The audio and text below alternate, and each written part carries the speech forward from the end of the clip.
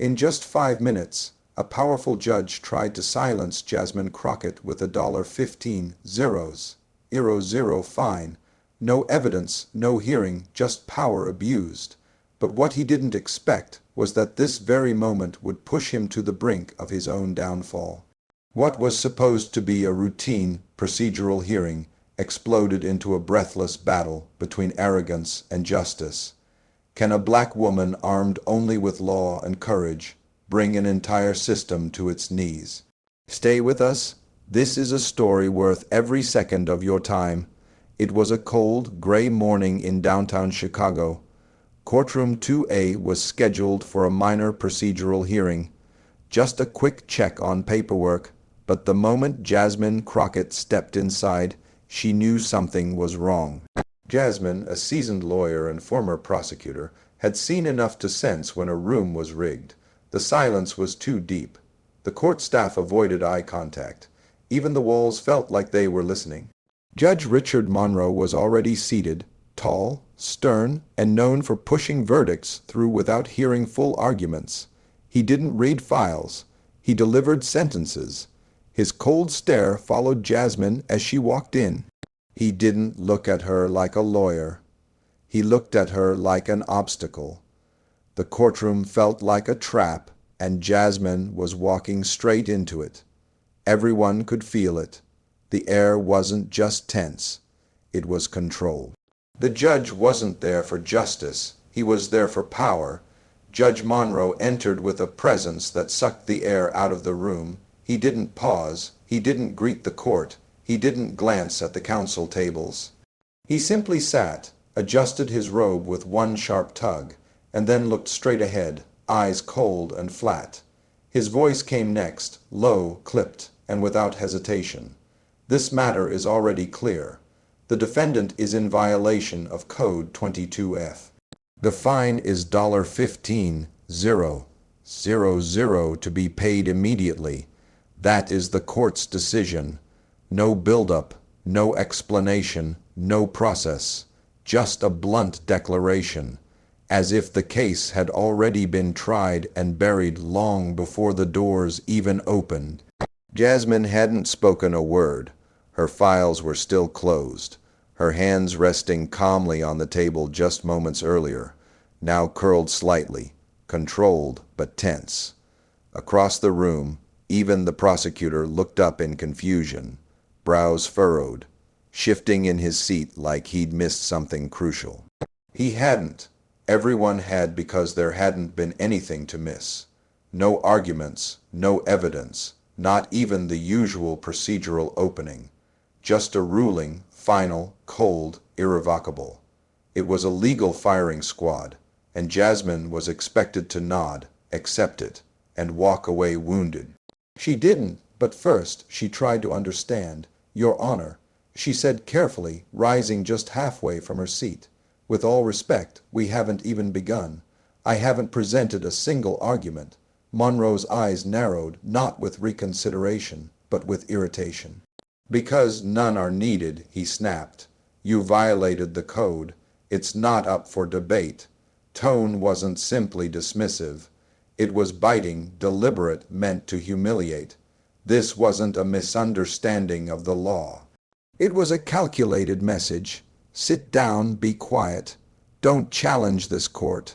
Jasmine didn't react the way most people would in that moment. No raised voice, no visible frustration. She remained standing, her hands calmly folded in front of her, every movement precise, controlled. Her heart might have been pounding beneath her tailored blazer, but on the outside she was unshakable. That control wasn't just instinct, it was training. Years as a prosecutor had taught her that in a courtroom where power is misused, restraint is the sharpest weapon. She took a breath, then spoke with clarity and purpose. Your Honor, with full respect, I am formally requesting the opportunity to present my defense. Due process requires that I be heard.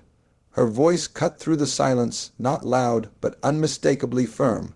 Her words carried not just legal authority, but moral weight. She wasn't asking. She was invoking a right. But Monroe didn't flinch.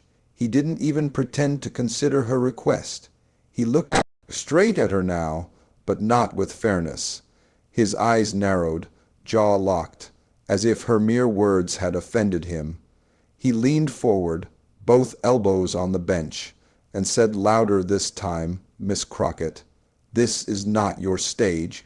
This is my courtroom, and I will not entertain speeches or stall tactics." The words cracked like a whip across the room. "The violation is on record. The fine is final. You want to argue. Take it to appeals, if it gets that far." His tone was sharp, final, and laced with contempt. Not legal skepticism, personal contempt. The kind that turns rulings into punishments, and punishments into warnings for everyone watching. The courtroom had become a theater of intimidation, and Jasmine was the target. She didn't move. She stood like a statue under pressure, but inside her mind, everything accelerated, fast, focused. This wasn't legal procedure. It was an execution of control. Monroe wasn't upholding the law. He was using the bench as a throne. His voice, his posture, his refusal to even let her speak. It all pointed to one truth. He had already made up his mind, and nothing she said would change it. But it wasn't just about her case. It was about silencing her in front of everyone, to make an example, to remind every attorney, every clerk, every citizen watching from the gallery. You challenge me, and I will crush you openly without hesitation. Jasmine could feel it. This wasn't about the code violation anymore. It was about her presence, her confidence, her unwillingness to play submissive. Monroe wasn't reacting to law. He was reacting to her power, her voice, and now he was trying to strip it from her one ruling at a time. The prosecutor avoided eye contact. The court reporter had paused her fingers. The room wasn't neutral anymore. It had turned hostile, and yet in that silence Jasmine found clarity. Monroe had made one thing absolutely clear. He never planned to give her a fair hearing. He didn't come to listen. He came to dominate. Still, she didn't sit. She didn't fold. Her voice was lower now, but stronger. "Then I suppose," she said, eyes locked on his, "we proceed on the record. Every word, every step. Because if the law wouldn't protect her today, the truth would.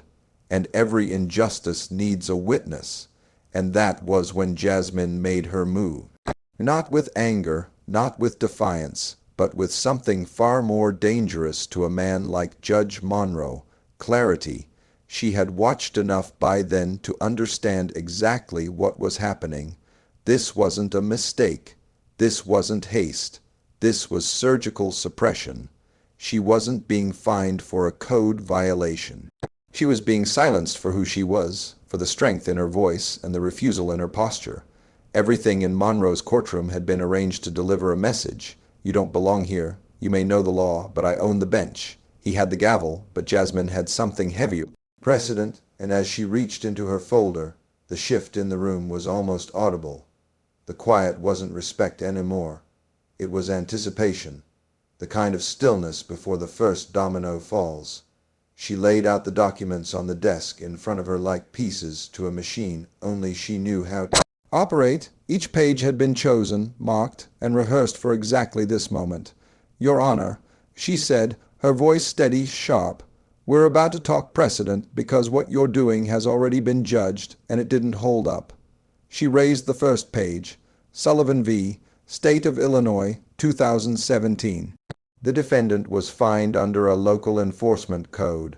No photos, no inspection reports, no affidavit, just the officer's claim. That case went to appeal. The court found the process unconstitutional and reversed the fine in full. She let it sit for a moment, then continued. In its written opinion, the appellate court stated, quote, "Where there is no evidence, there is no enforcement." The integrity of due process demands more than assumption. Her tone never changed. She wasn't trying to perform. She was building pressure line by line, statute by statute. She flipped the second page. Henderson versus City of St. Petersburg, 2019. An officer issued a fine based on a visual assessment. No photos, no timestamps, no physical record. City argued it was standard practice. The court disagreed. In its ruling, it stated, administrative authority does not exist in a vacuum. Fines must be based on verifiable fact, or they are void under constitutional review. She looked up slowly, locking eyes with Monroe. That ruling was upheld at every level, and that was the first time Monroe shifted. It was small, a tightening of the jaw, a slight adjustment of his shoulders. But Jasmine caught it, so did the others. The clerk's typing resumed almost with urgency now. The prosecutor uncrossed his legs and leaned forward, hands clasped, suddenly more spectator than participant. Jasmine leaned in too, not physically, but rhetorically. "You find me $15,000,000," she said, without requesting evidence, without allowing argument, without even opening the hearing. Her voice hardened, not louder, just sharper. "There is no documentation, no testimony, just your word. And respectfully, Your Honor, that is not justice. That is authoritarianism in judicial robes." A subtle wave of discomfort moved through the gallery. Attorneys in the back exchanged quick glances, as if silently asking each other, "Is she really saying this?" She was, and she wasn't finished. Jasmine tapped her file one more time. "I bring these cases not as theory, but as binding reminders of what this courtroom is supposed to represent. When a judge ignores process, silences defense, and rules without proof, they are not interpreting the law. They are violating it, and I won't let that happen quietly." She stood still, eyes locked on Monroe, her voice lowered to almost a whisper, but it carried like thunder. "You can ignore my argument, but you can't erase precedent, and you will not rewrite the Constitution from behind that bench." Judge Monroe didn't blink at first, but Jasmine noticed the shift. His jaw tightened. His eyes lost their sharp focus for half a second, darting toward the clerk, then toward the prosecution table. His fingers, once calmly resting on the bench, began to tap a slow, uneven rhythm. He was calculating hard. Every move he'd made up to this point had been built on control, on intimidation, on the assumption that Jasmine would either back down or crack under pressure. But now the foundation he stood on had started to fracture. Jasmine hadn't just defended herself. She had done it with surgical precision. Citing appellate rulings and constitutional language, he could not dismiss without making a mockery of the very legal system he claimed to uphold, and that terrified him more than anger ever could. His voice, when it finally came, had lost its earlier bite. "This court will recess for 15 minutes," he said abruptly, then stood. No explanation, no acknowledgement, no eye contact. It was an escape disguised as procedure, a retreat hidden behind decorum. The bailiff moved quickly, opening the door to chambers as Monroe disappeared behind it, his robe trailing like a shield. He was no longer confident in carrying, but Jasmine knew exactly what had just happened. That wasn't a break to consider evidence. That was a tactical withdrawal, a pause to strategize, to call someone, to dig for anything he could use to discredit her, derail her, or delay the inevitable. Because now he wasn't just facing a lawyer, he was facing accountability. The courtroom for a moment remained still, as if unsure whether it had permission to breathe again. The clerk looked visibly unsettled, eyes flickering toward Jasmine, but never fully meeting her gaze. The prosecutor sat stone-faced, but his fingers fidgeted nervously in his lap. Jasmine, meanwhile, didn't move. She remained standing, her back straight, her hands still resting gently on the stack of precedents she had just unloaded like live ammunition. She wasn't looking for applause. She was reading the room, and what she saw was exactly what feared. Doubt creeping into the cracks of his authority. Doubt rippling across every silent observer who had just witnessed what few ever dared to say aloud in a courtroom, that even a judge could be wrong, even a judge could be cornered. 15 minutes, that was all he'd asked for. But Jasmine knew better. This wasn't 15 minutes of reflection. It was 15 minutes to save himself. He would try to rewrite his strategy, shift the narrative, maybe even bring in reinforcements. because the only thing more dangerous than a well-prepared attorney is one who is fearless, grounded in truth, and unwilling to yield under pressure. Jasmine had just stepped across a line that most never dared approach. She didn't just demand fairness, she forced the court to confront its own imbalance, and Monroe, for all his years on the bench, had no playbook for that. As the clock ticked on and the room settled into a fragile, uncertain quiet, Jasmine remained still, ready, focused, and unshaken. The judge had left to search for higher ground, but she wasn't going anywhere. Not until every inch of that courtroom remembered what it meant to stand for justice. When the door to the judge's chamber finally opened, all eyes turned and then narrowed with confusion. Judge Monroe re-entered, but this time he wasn't alone. Behind him walked a second figure, taller, older, with a gait that radiated institutional gravity. Judge Thomas Whittaker. His black robe seemed heavier than Monroe's, the fabric moving with a kind of deliberate weight only earned through decades of federal bench power. The room shifted instantly. It wasn't just about another body in the courtroom. It was about what his presence implied. A low murmur swept through the gallery, not of curiosity, but of unease. Even the court officer stood taller, straighter, as if suddenly realizing this case had graduated from routine to something far more combustible. Jasmine didn't need anyone to tell her what this meant. You don't summon Judge Whittaker into a hearing like this unless something is spiraling, and Monroe, for all his arrogance, had finally felt the rope tightening. Monroe returned to the bench, his voice stripped of the dominance carried earlier. For the record, he said, clearing his throat, I have invited Judge Whittaker to observe and, if necessary, provide guidance on certain procedural questions that have arisen. It was a carefully crafted statement, one meant to sound procedural, impartial, routine, but everyone in that room could hear the truth buried underneath. He was losing control, and now he needed someone with more authority to anchor the ship before it capsized. Monroe didn't look at Jasmine. He couldn't, not after the precision with which she dismantled his earlier ruling. Instead, he leaned back, almost disappearing into his chair, letting Whittaker's presence fill the space he could no longer command. Jasmine stood calmly, but her senses were on high alert.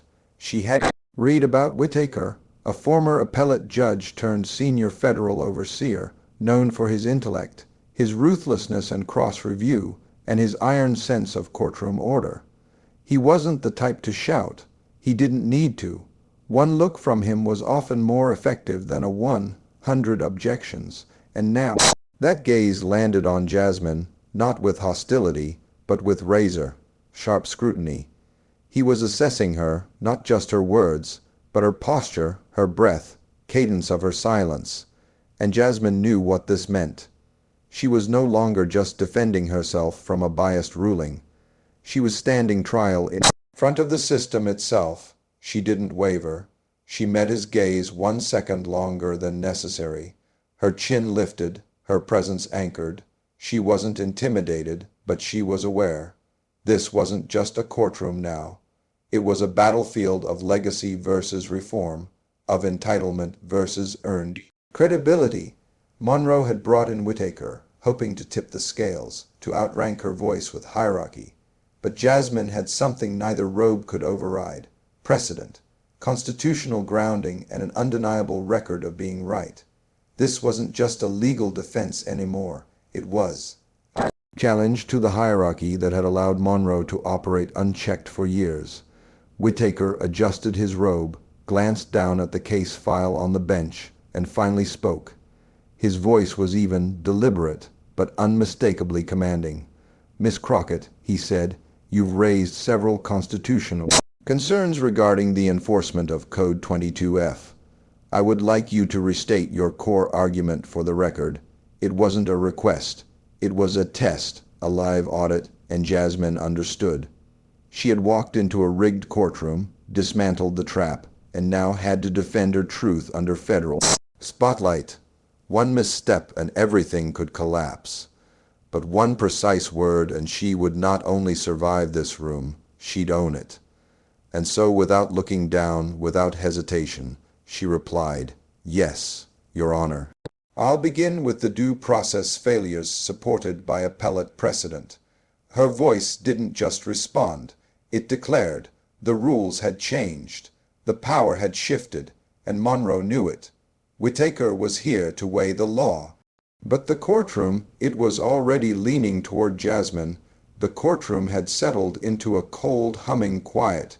Jasmine stood at the defense table, her hand lightly resting on the leather edge of her folder.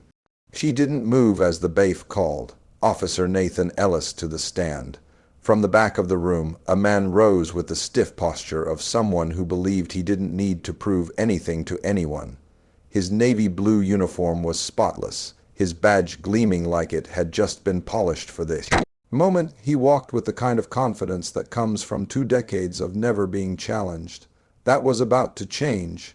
Jasmine watched him with surgical stillness. Ellis didn't look at her.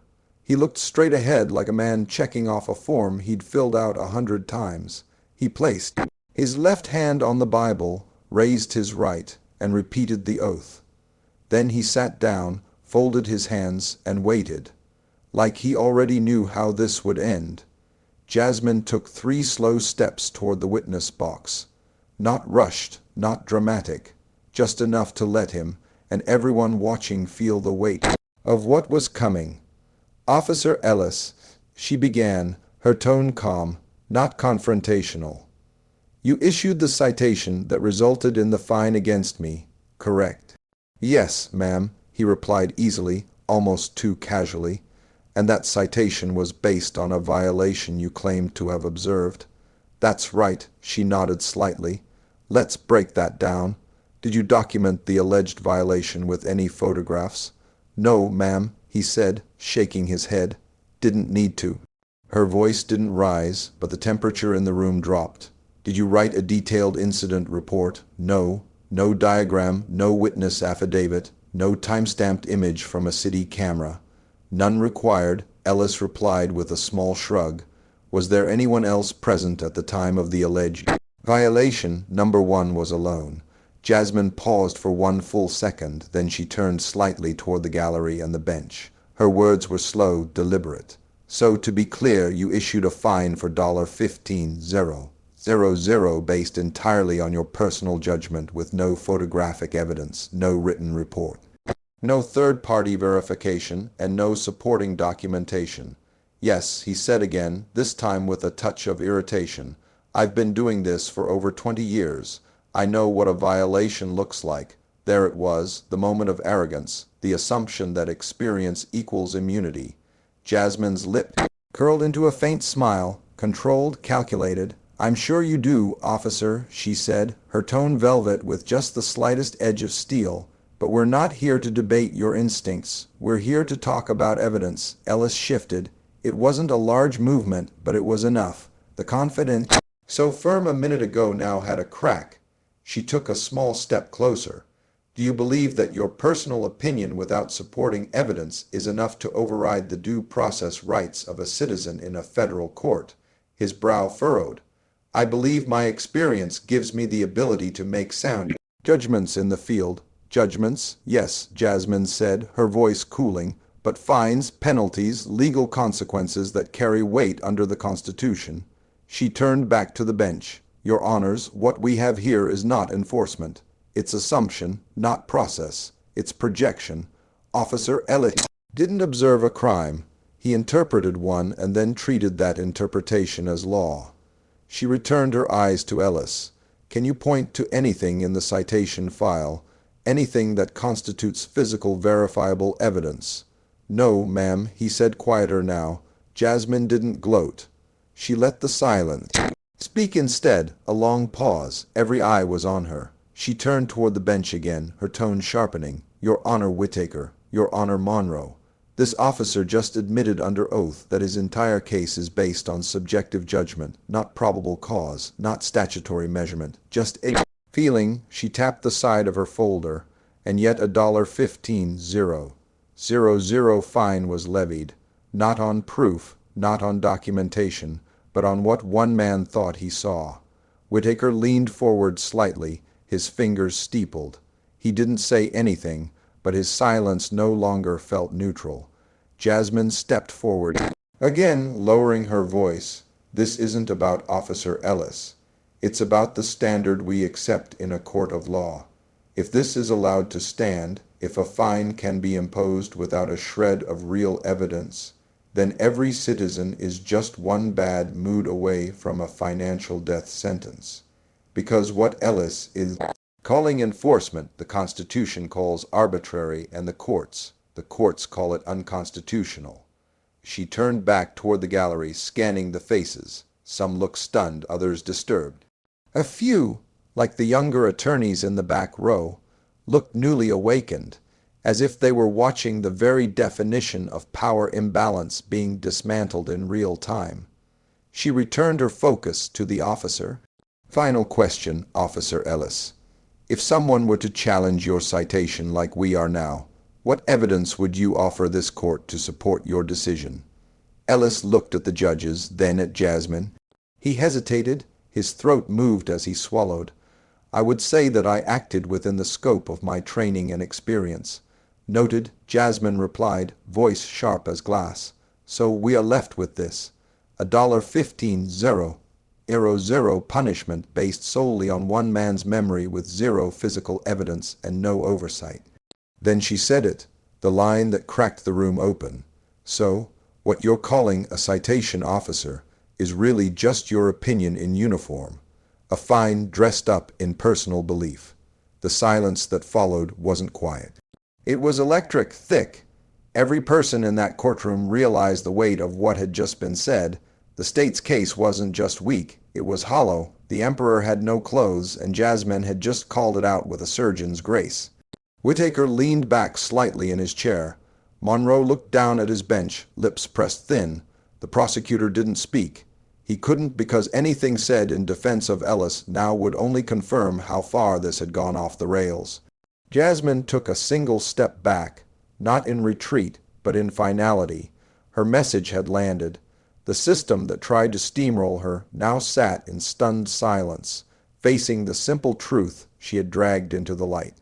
You cannot punish without proof, not in this courtroom, not today, not anymore. Jasmine turned back toward the bench, her hand resting gently on the folder that now lay open like a loaded weapon. Her voice lowered, not because she was uncertain, but because she wanted every person in the room to lean in and listen. Your Honors, she said, looking first at Whitaker, then Monroe, you've heard the legal precedent. You've heard the procedural failure. But let's not pretend this is about paper anymore. This is about people. Real people who never got the chance to stand in this courtroom. People who were crushed by the weight of invisible authority, just like I nearly was today. She slowly flipped a page inside the folder, then held it in the air. Let me introduce you to Daniel Rhee, Vietnam veteran, lived in Tulsa, Oklahoma. He came home from war with shrapnel in his leg and a dream in his gut to open his own repair garage. He spent 2 decades building it, saved every dime, rebuilt transmissions by hand, helped other vets for free when they were down on their luck. And then, one day, out of nowhere, the city emailed him saying his business license was suspended, not revoked for misconduct, not flagged for safety violations, suspended because of an administrative oversight. His online renewal was missing one checkbox, just one. No phone call, no warning, just a line of red text in a government database. She let the silence sit for a moment. The judge's pen hovered above the paper, but didn't move. The gallery was absolutely still. He tried to appeal, but no one would hear him. They said the system had auto-flagged his file, and while he was trying to fight that invisible machine, customers left. Rent piled up. Within 3 months, Daniel was out of business. He lost his shop, then his house. The city finally admitted the mistake 6 months later. You know what they gave him. Jasmine's voice cracked slightly. A letter of apology typed no signature. She turned the page. Karen Bautista, Savannah, Georgia, master electrician. 15 years, no accidents, no violations. She trained apprentices, ran her own crew. Then, one year, the city quietly changed the licensing codes. Suddenly, her state license was labeled non-transferable under revised municipal standards. No one could explain what that meant. Not the board, not the clerk. But they told her she couldn't pull permits anymore, couldn't inspect, couldn't work. She was told to start over like her career had never existed. She fought it. She asked for clarity.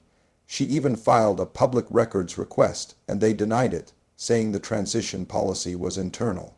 Jasmine inhaled deeply, then exhaled slowly, controlling not just her breath, but the entire rhythm of the courtroom. He looked straight at Monroe, and her voice sharpened like a scalpel.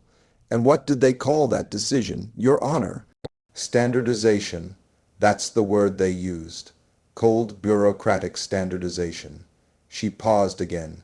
She eventually moved to Florida to start again. She lost her crew, her contracts, her home, her name, and no one was ever held accountable. Now came the final story. She placed the last page on top of the stack, then looked out at the gallery before speaking. James Weller, 62, retired long-haul trucker, lived outside Waco, Texas, used his pension to buy a small piece of land, built a cedar fence with his own 2 hands.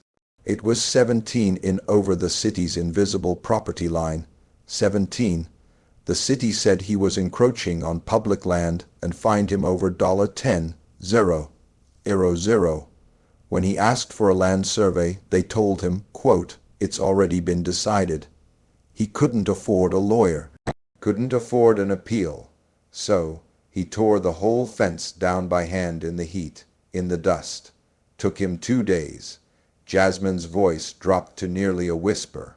On the 3rd day, they fined him again, this time for incomplete demolition, because some posts were still in the ground. The courtroom was a vacuum now. No one shifted, no one coughed. Even Monroe had stopped pretending to look busy. Everyone felt it, the weight of what Jasmine had just dragged into the light. These weren't statistics. They were scars. They were the evidence that the system, when left to its own ego, becomes a predator. Jasmine turned her full attention to Judge Whittaker. "So, let's stop pretending this is just a hearing about a minor fine.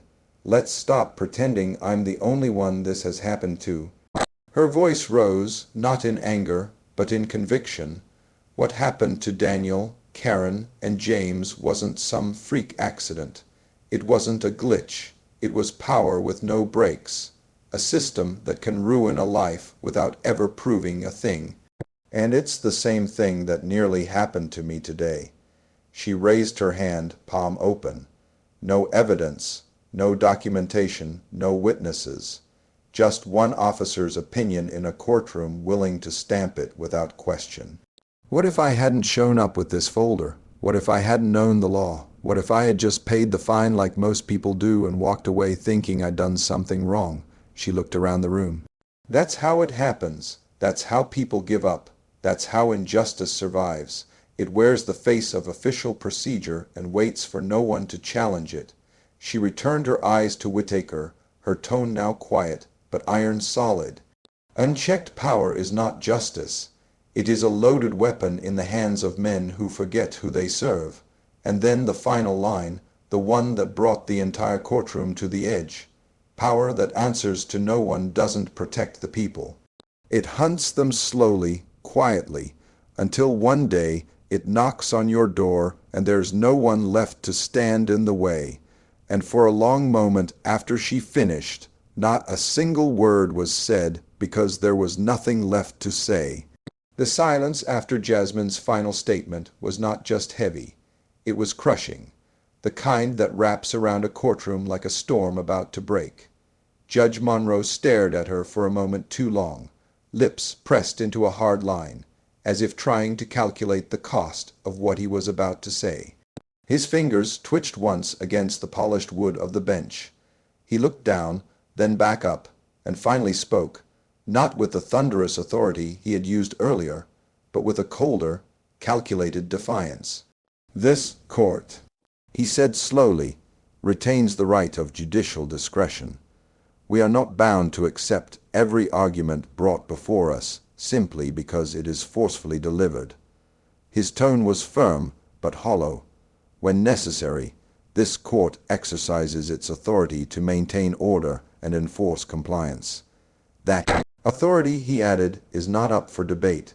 It was a thin veil, a final, desperate swing to reclaim control, not based on law, but on ego. The courtroom felt it. Everyone did. This wasn't justice speaking. This was a man grasping for the last threat of power slipping from his hands. He wasn't defending the ruling. He was defending himself. Jasmine didn't react immediately. She let the air settle, let his words hang awkwardly in the stillness. Then she stepped forward just once. Her voice was quieter now, but it carried like a razor through the room. "Your Honor," she said, eyes locked on Monroe. Judicial discretion does not mean judicial supremacy. The power of this bench, of any bench, exists only within the bounds of the law. She turned slightly, addressing the entire room. Discretion is not a shield for error. It is not a sword for bias. It is a tool meant to be used with care, never in place of evidence, and certainly never in place of the truth. She turned back to Monroe, her voice tightening. This fine was imposed with no documentation, no physical proof, no witnesses, just a single officer's unverified claim. You called it enforcement, but what it is assumption. $15,000 punishment based on nothing but a feeling. That's not discretion. That's lawlessness wearing a robe. Monroe's jaw clenched. For a moment, it looked like he might snap back, raise his voice, issue another blanket statement. But before he could speak, Judge Whittaker shifted forward. He hadn't said a word in minutes, but now his voice came with slow, deliberate finality. "I've heard enough," he said, not loud, but with the kind of weight that silences everything else. "Miss Crockett is correct. Judicial discretion cannot override constitutional standards. It cannot substitute fact with assumption." The impact of that sentence landed hard. You could feel it. The gallery went still. No whispers, no movement. Even Monroe didn't look at Whittaker because he didn't have to. He already knew what that meant. The moment Whittaker voiced agreement, the floor beneath Monroe's entire argument crumbled. Whittaker continued, his tone measured but absolute. "In this case, we have no supporting documentation, no corroborating witness, and no substantive evidence to justify the penalty. The officer's statement, unverified, unsupported, does not meet the evidentiary threshold required for enforcement." He paused, not for effect, but for clarity. This court cannot and should not uphold a fine on the basis of personal interpretation alone. If we do, we set precedent not for justice, but for unchecked power. Monroe sat completely still, his hands now folded tightly in front of him. He didn't speak. He couldn't. There was nothing left to say that wouldn't deepen the hole already dug around him. His authority had been challenged and then dismantled in his own courtroom. He had tried to override process with presence, precedent with posture, but now, in front of the very people he once intimidated with silence, he had no standing left. Finally, after a pause so long it bordered on unbearable, Monroe leaned slightly forward. His voice, when it returned, was brittle and forced. "This court," he began, eyes low, "finds that there is insufficient evidentiary support to sustain the penalty imposed under Municipal Code 22F. He swallowed once, and the gavel in his hand remained untouched. Accordingly, the fine is vacated. The charge is dismissed. The words hung in the air, not as victory, but as acknowledgment of failure, of overreach, of a system that nearly crushed someone who simply refused to bow to it. Jasmine didn't move. She didn't smile. She didn't even nod. She simply stood calm, composed, as if the dismissal was inevitable, because to her it was, not because the system worked, but because she had forced it to. The gallery remained still, stunned. Even the prosecutor sat motionless, hands folded tightly, eyes lowered. No one spoke, and yet everyone understood what had just happened. Jasmine hadn't just won a legal battle. She had exposed a rot.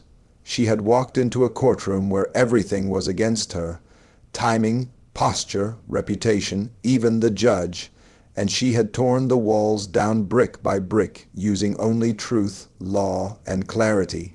Judge Monroe, the man who began the day wielding absolute control, now sat quiet, outranked, outarged, outmaneuvered, and in his silence the message was clear. The court hadn't ruled in Jasmine's favor. It had surrendered to her refusal to be erased. This wasn't a fine being dismissed. This was a system being reminded of its purpose. The courtroom had settled into a silence so profound that even the hum of the overhead light seemed to pause in reverence to what had just transpired. The day had begun with the kind of tension that promised nothing more than a routine administrative hearing, a case that should have been a mere footnote in the docket. Yet, as the hours passed, the atmosphere had transformed into a crucible of power, prejudice, and defiant truth. Now, with the final ruling delivered and the weight of injustice hanging palpably in the air, the scene before the judges, attorneys, and every silent witness was one of irrevocable change. Judge Monroe, whose earlier words had dripped with unchallenged authority, now sat motionless behind his bench, his eyes fixed on the worn wood before him. The authority he had clung to had evaporated in the wake of Jasmine Crockett's relentless pursuit of due process. It was in that charged moment, the courtroom frozen in time, that the inevitable confrontation with truth had begun. A truth that would not be silenced by power, no matter how heavily draped in a robe. After what felt like an eternity of stillness, Monroe's gaze finally lifted, meeting Jasmine's unwavering stare. His voice, once a booming assertion of control, came out in a strained, almost defeated murmur. "I underestimated you." Those words, so casually whispered, yet loaded with the bitter sting of concession, broke through the oppressive silence like a shard of glass. They were not meant for public consumption. They were a private acknowledgment of his failure to anticipate the strength of her resolve. Jasmine, standing tall and unbowed at the front of the courtroom, allowed a slight, measured smile to play at the corners of her mouth, a smile not of triumph, but of quiet vindication. "You wouldn't be the first, sir," she replied softly, her voice carrying a calm defiance that resonated with every person present. In that brief exchange, the dynamic of the room had shifted irrevocably. The heavy burden of unchallenged authority was lifted just a fraction, replaced by the dawning recognition that true justice required more than power. It required accountability. For a long moment, the courtroom remained suspended in this bittersweet pause. The silence was not empty. It was brimming with the collective realization that what had occurred was more than a legal victory. It was the birth of a precedent that would reverberate far beyond these walls. Without another word, Jasmine turned away from the bench. Each step she took down the polished marble aisle was measured, resonating with the rhythmic click of her heels, as if punctuating the beat of a revolution.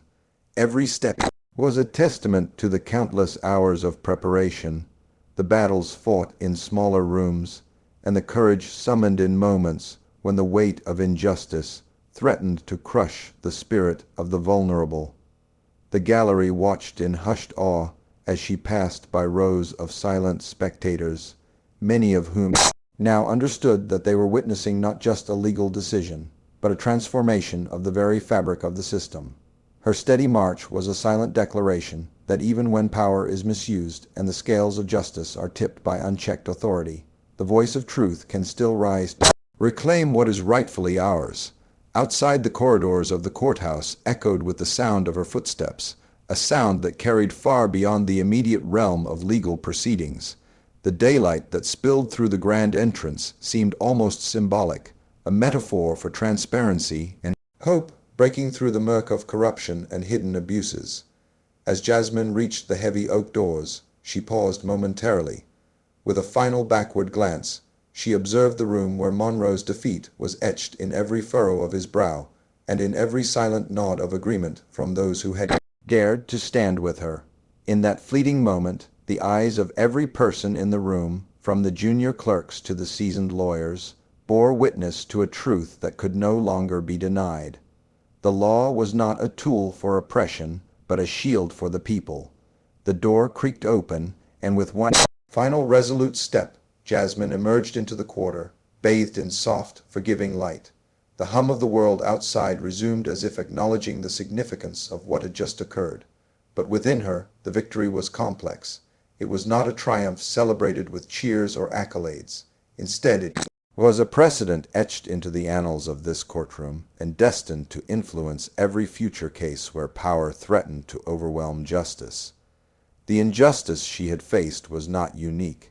It was systemic, rooted in a culture of unchecked authority that had long oppressed the voices of marginalized. Yet by standing her ground and demanding accountability, she had carved a path for change. Her actions today were a reminder that true power lies not in the ability to silence dissent, but in the courage to confront it head-on. Every detail of the day would be remembered: the cold, calculated tone of Monroe's ruling, the palpable tension that had filled every corner of the room, and the way the gallery had collectively held its breath as the final verdict was announced. Those moments, seemingly small yet infinitely significant, were the sparks that could ignite a broader movement for justice. The injustice of a fine imposed without evidence, the arrogance of a system that assumed guilt without proof. These were not isolated incidents, but part of a much larger narrative. And now, thanks to Jasmine's unwavering resolve, that narrative had been disrupted within the courtroom. A subtle but undeniable change had taken root. Judges who once presided over cases with an iron fist might now think twice before issuing rulings without due process. Prosecutors previously content to operate within the confines of an unjust system might now find themselves challenged by the very precedents they had taken for granted, and every citizen who had ever felt the sting of arbitrary power, those who had lost their livelihoods, their dignity, or even their homes, now had a beacon of hope. For in Jasmine's measured defiance, in her unyielding demand for the truth, lay the promise of accountability. The law, when left unchecked, becomes a weapon, a tool for the powerful to crush the weak.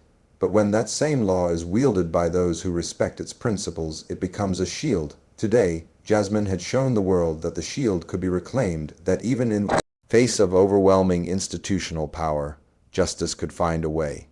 As the courtroom slowly emptied, the murmurs of conversation began to rise again, soft at first, then louder, as if everyone was trying to make sense of what they had just witnessed. Some whispered about the improbability of such a moment, a judge admitting his error, a system buckling under the weight of its own hypocrisy. Others spoke of Jasmine's courage in hushed tones, reverently discussing the implications of her actions for future cases. Every whisper, every exchanged glance reinforced the fact that this was no ordinary dismissal. This was a watershed moment, a turning point in the ongoing battle against systemic injustice. Even Judge Whittaker, whose measured authority had been a constant throughout the proceedings, seemed to radiate a quiet sense of resolve. His eyes, which had earlier scrutinized every move with detached precision, now shone with a hint of satisfaction, a silent affirmation that the scales of justice had been right, at least in this instance.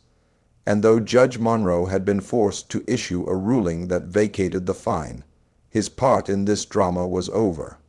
The finality of his statement, "The fine is here, by vacated, the charges dismissed," was not so much a victory as it was an admission that his earlier assertions had been untenable. It was as if he had been caught in the act of subverting the law, and with no recourse left, was forced to retreat in defeat. In the weeks that followed, the reverberations of that day would be felt far beyond the courthouse walls. Legal journals would cite the case as a pivotal moment in administrative law, A clear example of how unchecked power could be dismantled by a single determined voice standing for what was right. Law schools would discuss the case as a turning point in the interpretation of judicial discretion, and practicing attorneys would recall the day as when the very essence of due process was defended with unwavering conviction. Yet for Jasmine, the significance was deeply personal. It wasn't just about a fine being overturned. It was about reclaiming a sense of dignity that had been chipped away by years of systemic bias and bureaucratic indifference. Every step she took that day, from the moment she first walked into the courtroom to the final echo of her footsteps as she left, was a testament to the power of perseverance. It was a reminder that the law in its truest form was not a tool for oppression, but a mechanism for justice, a means to ensure that every individual, regardless of their background or station, was given a fair hearing. And as she exited the courthouse, the world outside seemed to breathe a little easier, as if the weight of injustice had momentarily lifted. Jasmine's journey was far from over. There would be more battles, more moments when the system would try to silence voices of reason with bureaucratic might.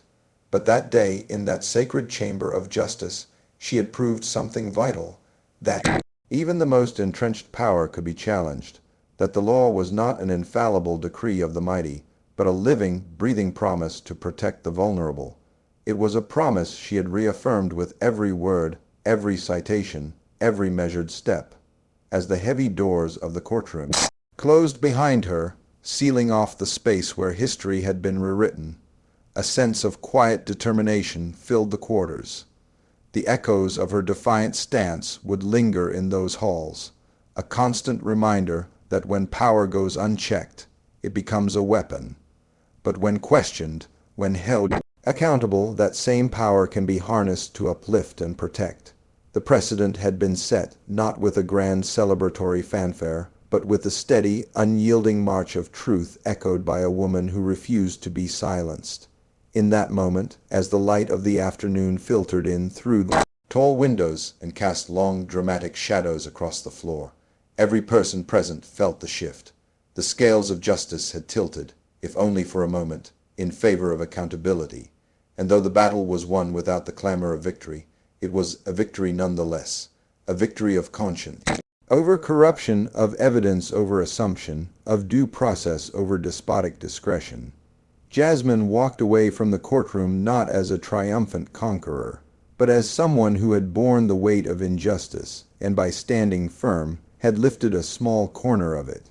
Her eyes held the promise of more fights to come, a silent vow that she would never again allow unchecked power to crush the rights of the few. And as the courthouse doors swung shut behind her, sealing away the echoes of that fateful day, the legacy of her courage began to seep into every crevice of the legal system, a legacy that would remind future generations that no one is above the law, and that sometimes the greatest victories are the precedents that force a system to change. In the days, months, and years that followed, those who had witnessed the trial would speak of it with reverence and caution. Legal scholars would debate the implications, citing the case as an example of what can happen when a judge's unchecked discretion is finally held to account. Young attorneys would carry the memory of that day like a beacon, a reminder that the law could be both a sword and a shield when wielded with integrity. And every person who had ever felt powerless in the face of bureaucratic overreach, Jasmine's resolute stand would become a symbol, a testament that even in the darkest moments, one voice anchored in truth could change the course of history. The courtroom had not merely witnessed a ruling. It had witnessed a transformation of power, of process, and of the collective understanding of what it meant to serve justice. And though Judge Monroe's final words had been delivered in a voice weakened by defeat, the message that resonated through the halls of that courthouse was undeniable. Justice, when stripped of evidence and due process, is nothing more than an empty shell. It is a system that must be questioned, held accountable, and ultimately reformed. Jasmine's quiet departure was not an end, but the beginning of a new chapter, a chapter where every ruling would be scrutinized, every fine justified, and every enforcement measure grounded in verifiable fact. As she disappeared into the fading light, her silhouette mingled with the shadows of the courthouse, leaving behind an indelible mark on every heart and mind present that day. It was a reminder that while the battle against systemic injustice might be long and arduous, each victory, each precedent brings us one step closer to a world where power is truly held in check and every individual is given the respect and protection they deserve. And so the day ended not with the triumphant roar of victory, but with a solemn acknowledgement of the hard-won truth that true justice is not handed over on a judge's whim, but is earned through unwavering courage, relentless inquiry, and the steadfast refusal to let power go unchecked. Jasmine Crockett had not only reclaimed her dignity, she had rekindled a flame that would light the way for all who believed that the law should serve the people, not the other way around. In the weeks following Jasmine Crockett's groundbreaking courtroom victory, a tremor of change began to ripple through cities across the nation. Municipal offices that had long relied on unchecked discretion were suddenly forced to re-examine hundreds of fines issued without a single shred of evidence. It started in a modest Midwestern city when a local attorney's inquiry into an arbitrary $15,000 penalty revealed that over 100 fines had been levied solely on the basis of an officer's personal judgment. One by one, city after city found themselves compelled to sift through old records and audit enforcement practices that had for too long been shrouded in bureaucratic secrecy. The discovery was staggering. Thousands of citizens had been financially crippled by fines that were not backed by any physical documentation, witness testimony, or objective measurement. Community outrage began to swell as people realized that these penalties, once seen as isolated administrative errors, were actually part of a systemic failure that allowed unchecked power to reign. The realization sent shock waves through local governments, which now faced intense public scrutiny and the urgent demand for transparency and reform. Officials scrambled to explain how fines had been imposed based solely on the opinion of a single officer without any corroborating evidence. And many found themselves caught in the glare of an enraged public. In a matter of weeks, the narrative shifted from isolated incidents to a national reckoning with administrative overreach. Jasmine Crockett's victory in that fateful courtroom became the spark that ignited a nationwide movement for reform. Her case, meticulously documented and boldly argued, was cited as a watershed moment by legal scholars and activists alike. It wasn't long before municipalities across the country began reviewing their own records, and in some cities, hundreds of fines were rescinded after it was revealed that they had been imposed without proper evidence. In boardrooms, in city council meetings, officials were forced to confront a bitter truth. A system that allowed fines to be based on personal opinion rather than verifiable fact was inherently flawed and dangerous. Grassroots organizations sprang into action, demanding that local governments establish stricter guidelines for evidence-based enforcement and hold officers accountable for arbitrary decisions. The momentum of this movement was palpable. Communities that had once felt powerless in the face of bureaucratic overreach now found their voices amplified.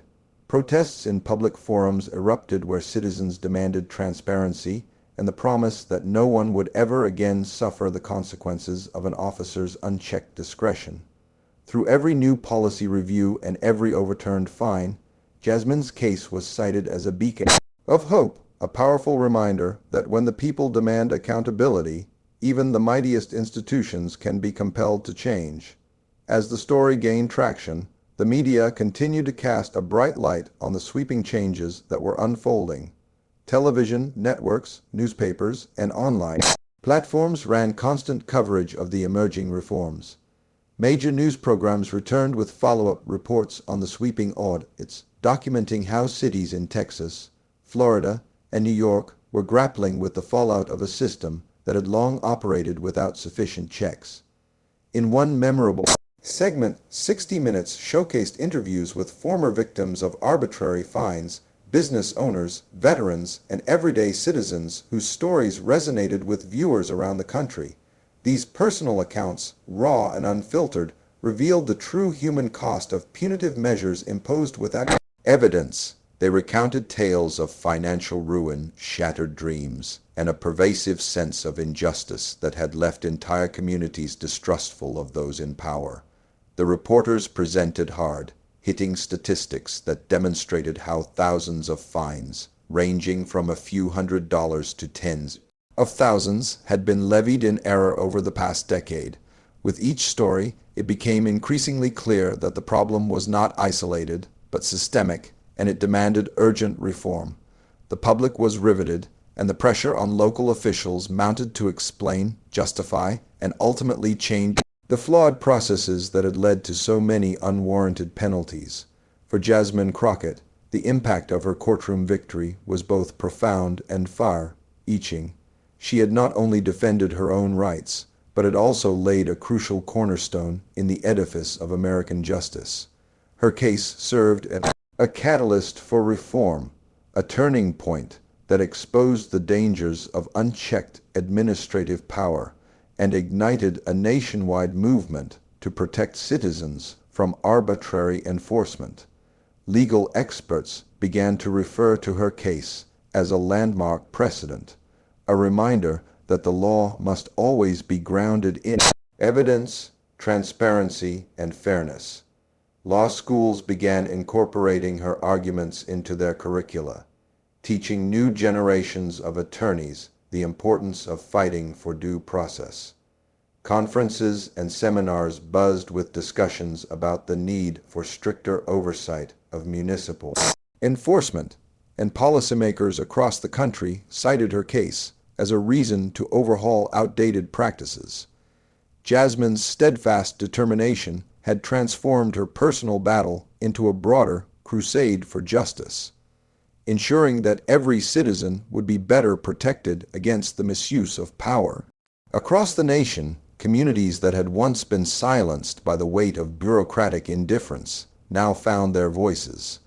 The reforms triggered by her case brought hope to those who had suffered under a system that prioritized authority over fairness. With each overturned fine and every revised policy, the promise of a more just and equitable system began to take shape. The legacy of Jasmine Crockett's victory was not measured in loud declarations or fleeting moments of triumph. It was etched into the daily lives of ordinary people who no longer had to live in fear of arbitrary punishment. It became a beacon for future generations, a reminder that when power is left unchecked, it can only serve as a threat to the rights of the people. But when challenged, held accountable, and reformed, that same power can become a force for good, protecting the very principles upon which this nation was built. In the end, Jasmine Crockett did more than win a legal battle. She changed the course of history. Her courage in the face of injustice inspired a movement that re-examined and reformed a system marred by arbitrary fines and unverified claims. Her victory was not a solitary moment of triumph, but a spark that ignited widespread reform, one that reshaped how administrative power was exercised, ensuring that every penalty would be supported by evidence and administered with fairness. In doing so, she laid a new cornerstone in American justice, one that would stand as a testament to the enduring power of truth, accountability, and the unyielding resolve of those who dare to stand up against oppression. Her story became a rallying cry for every citizen who had ever felt powerless, a symbol of the fact that when you question authority, when you demand evidence, and when you insist on due process, you can indeed change the world. And though the road ahead remained long and filled with challenges, Jasmine Crockett's legacy shone as a reminder that the fight for justice is never over, and that even the smallest voice can echo loudly enough to reshape an entire nation. Thank you for watching until this moment and for standing with us on this journey for justice. Your support means everything.